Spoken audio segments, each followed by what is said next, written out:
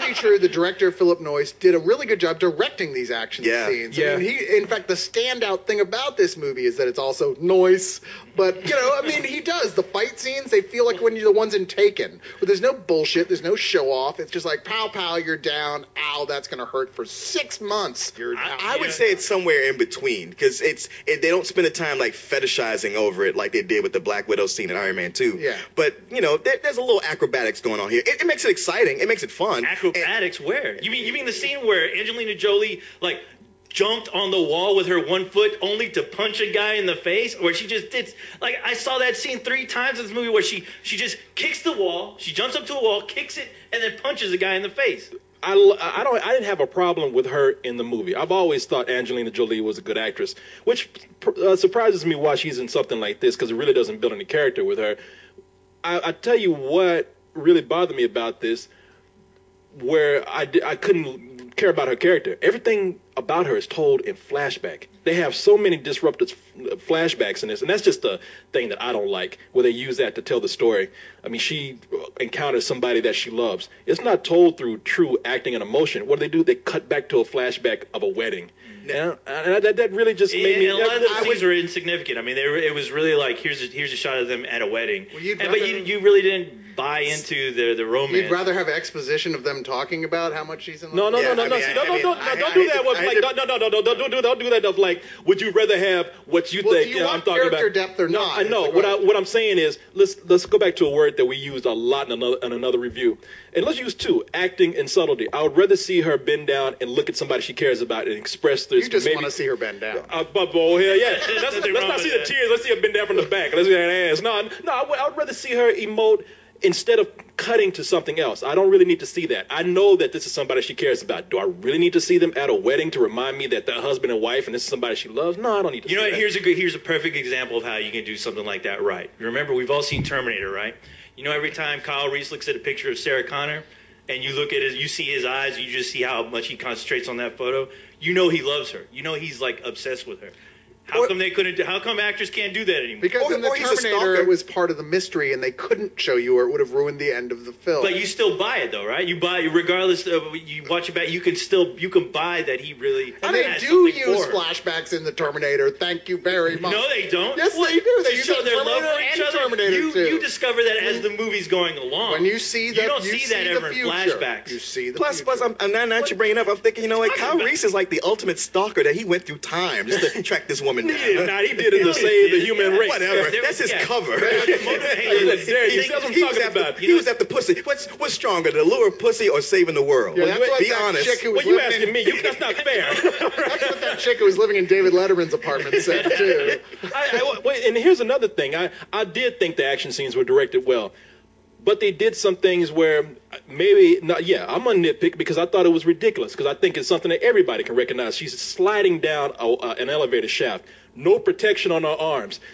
Sleeves never torn, skin ain't bleeding and roughed up. Down an elevator. Yes, she did. She jumped from the girder elevator to shaft. No. There's a point when she slides. Because I remember I looked over at Corey. Corey was laughing at that part, going, whatever. But I would only defend that in that the movie opens with her being like tortured brutally, and how she was able to stand up to that. I mean, they wait a minute. So that makes her skin build up in a version to like being like scraped. That makes her shirt super. Everything about the first half of this movie is all about her training and just how tough and how much punishment she's able to take. No. She ain't fucking Colossus now, right? Yeah. Everything that's happened in this film, and your problem is her sliding down the cable. Wow, man, I'm sorry if I'm looking for a little bit of realism here. I'm sorry for that. Hey, I like the way you explain this. Like, started flying. Listen to the way you explain this. Like I said, notice that not only does her skin did not get scraped or is bleeding, but her shirt doesn't even tear. And you're like, well, she was tortured and built up such a strength that the threads of her clothes even built up. I didn't say that about her shirt. Her shirt. Her shirt. Yeah, when I say she's going down, like her shirt's not even torn or anything. It's just clean, and I'm just like, man. Have you ever slid down a cable? Hell yes, I have. No, Corey. Oh, bullshit! When I was in basic, we had to slide down. We had to slide down. Yeah, it's called fucking gloves.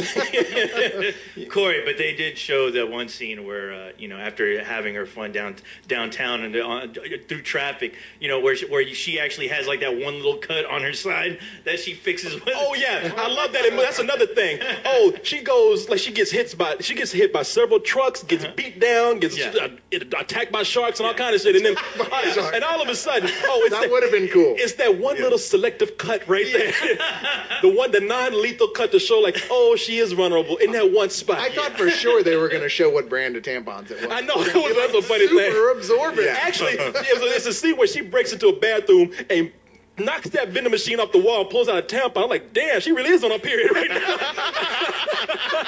No wonder she showed resilience there. Well, you know what was cool though?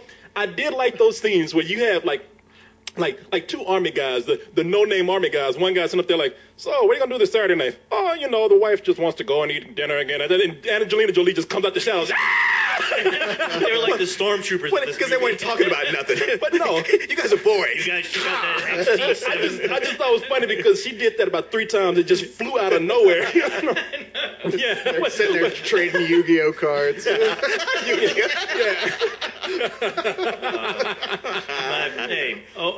least for me, I'll go ahead and give my review. I'm going to give it a rental, only because, you know what, you're right. The action scenes were competently filmed, but there was nothing new. There was nothing that really made me go, okay, wow, this is a badass action film. Not at all. And honestly, after seeing it, I'm like, okay, I've seen this before, and I've seen it done better. And I'll go watch those movies instead of this one again. So I really didn't care for it that much. It's everything I thought it would be, just typical and uninteresting. As far as you did that with, and fuck you, Angelina Jolie. Yeah. I was waiting for you to say something stupid so I can go, and fuck you, Sarah.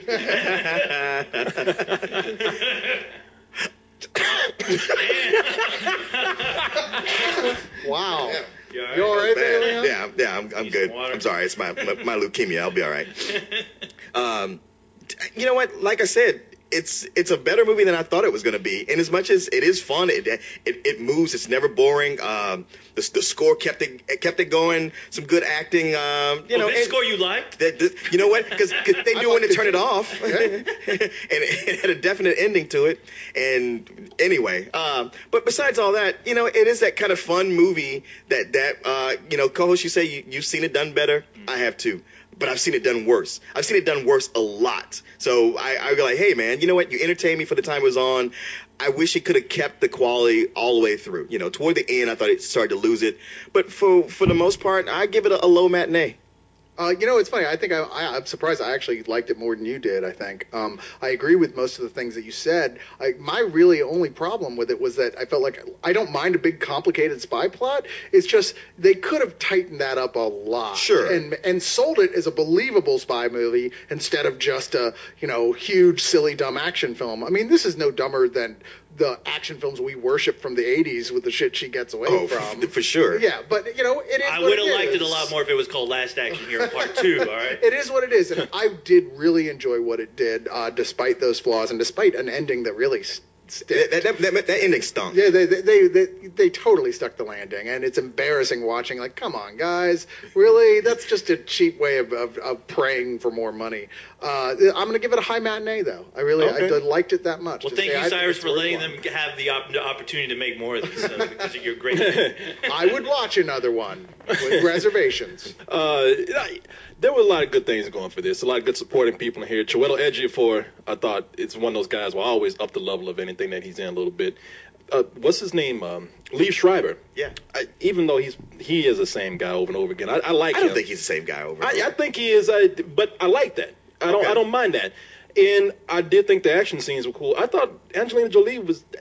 This is the kind of movie I would like to see this character come back in another film that was written a little bit better. Yes. Because that's what really got me in this film. I thought they created a good action heroine in this. But the thing is, man, it has enough things going for it that are good and seem credible, like the actors and some of the good direction on the action, that when they get really dumb with the action, it stands out. When they get really, really dumb with the story, that stands out.